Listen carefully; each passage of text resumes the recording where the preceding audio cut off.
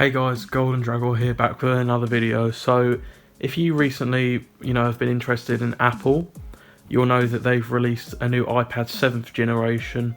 All they did was increase the size from 9.7 to 10.2 inches, and they added support for Apple Pencil 1st generation. It's got the same amount of RAM, it's got the same processor as the 6th generation. So in today's video, I just wanted to talk about why the 5th generation iPad is still a perfect buy in 2019. So firstly, it has the A9 chip with 2 gigs of RAM.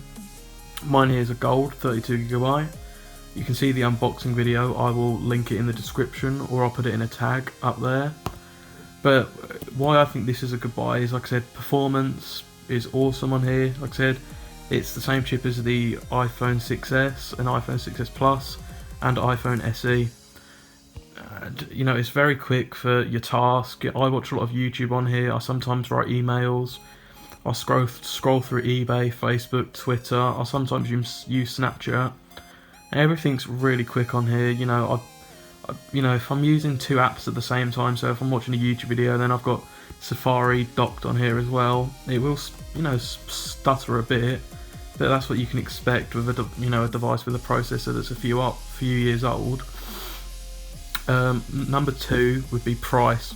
I got this brand new for £191, boxed, sealed, all accessories, and I even got some extras with it because it's from a company. And eBay every few weeks do this sale where you put a code in, you can get £25 off or £50 off with selected sellers, and that was one of those sellers that was doing that. So I was pretty happy with the price I got for this. It was meant to be $220, but I got it for £191.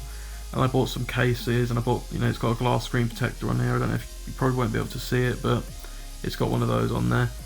And it's really good, to be fair. And the device, it hasn't got a laminated screen like the Air 2, because I did have an Air 2 before this, but it just only had 16GB, and that just wasn't cutting it for me. But it's not. You can notice it a bit. I don't know if you'll be able to hear this, but you can sort of hear that. But on the Air 2, you couldn't really hear it. But the design, so it's pretty much like the original Air, just with updated specs and Touch ID. It's only Touch ID 1st generation, I believe, but it's still really fast and really responsive. Everything works okay. It's just iOS is so well optimized that it still works okay on most devices. I did a iPad Mini 2 in 2019, and the Mini 2 was really sluggish. That had the A7 processor with 1 gig of RAM. I think Apple jumping to 2 gigs was one of the best decisions they've ever made. But like I was saying, the design is basically just the Air 1, but in gold. So, and this is a case for the iPad Pro, but it fits okay. Cases were really difficult to find for this, which was a bit of a problem. So it's not the exact same fit as the Air 1, because I did buy a case for the Air 1 because I got told they were exactly the same. That case didn't fit.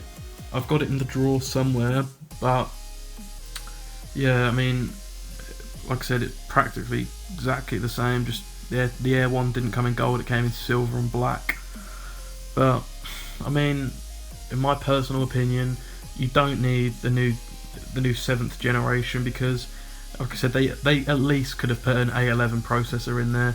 It's not going to last as long as, say this one. You might as well just get the 6th generation as well, because like I said, it's got the A10 in there. If you really need the Apple Pencil, get the 7th generation, but it's only the 1st generation Apple Pencil anyway. So not that many people are going to be jumping the gun and being like, oh, I need that in my life right now. You might as well just get one of the older ones at a much cheaper price. Save yourself £150, even £200, depending on where you find these ones. I'm really happy with this. I won't be upgrading for maybe a year or two. If I find the only device I really would upgrade to personally is the Pro 10.5 inch, because I really like the bezel on that.